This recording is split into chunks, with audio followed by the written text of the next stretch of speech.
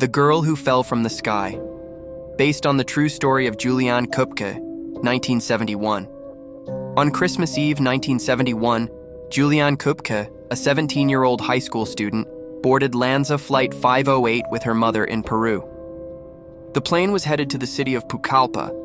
Juliane, the daughter of two German scientists, had grown up in the Amazon rainforest, tagging along on research expeditions.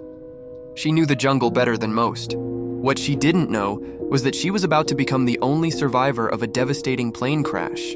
30 minutes into the flight, the plane flew into a massive thunderstorm. Lightning struck the aircraft, turbulence shook it violently. Luggage fell from overhead bins. Then, without warning, the plane exploded mid-air. Juliane, still strapped to her seat, was thrown from the wreckage, hurtling 2 miles through the sky into the Amazon rainforest. And she survived. She woke up the next day alone, bruised with a broken collarbone, a swollen eye, and torn clothes. She had lost a shoe and her glasses. Around her were the sounds of insects, birds, and the constant hum of the jungle. No other passengers were in sight. She didn't panic. Instead, she relied on what she'd learned from her parents. She found a stream, knowing that water could lead to people, and began walking. 10 days she wandered. She drank river water, ate candy she found from the wreckage, fought off insects, kept maggots out of a wound on her arm.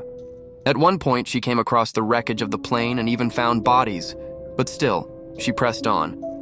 Finally, on day 10, she came across a small group of lumber workers deep in the jungle. At first, they thought she was a forest spirit. But when she spoke in Spanish, weak but coherent, they realized this was a miracle. They took her to the nearest village. A rescue team returned to the crash site, confirming the impossible. Juliane was the sole survivor of all 92 people on board. She went on to study biology, like her parents, and later wrote a book about her story called When I Fell from the Sky. Even decades later, people ask her how she survived. She always says the same thing. I wasn't afraid of the jungle. I was at home in it.